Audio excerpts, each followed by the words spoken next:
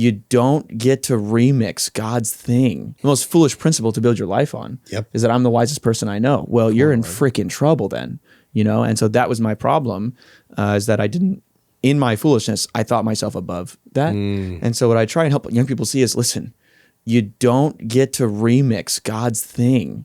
You don't get to revolutionize it. I know that we live in a world that's constantly taking tradition and thinking, well, we're better than that now. You don't get to do that in our faith. You don't get to do that with the church, which is God's invention, which is God's plan A for the world. You don't get to fill in the blanks and throw up a substitute teacher for the day. You know, it's like, that's not what we're going to do.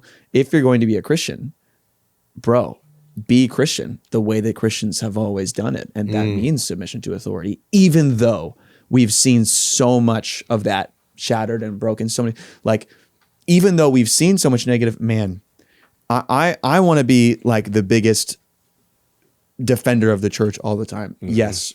Maybe you have been harmed by people in the church. Maybe you have seen leaders fall, but more leaders have succeeded than fallen. And that's just true. And we have to ditch that pessimism, that cynicism about the church. And we don't hear about the leaders that have led their churches for 40 years faithfully. Like, we don't hear those stories. We just hear this, like, the salacious stories of most pastors in America are bivocational. Most pastors in America are pastoring their churches and working a full-time job. Most of them.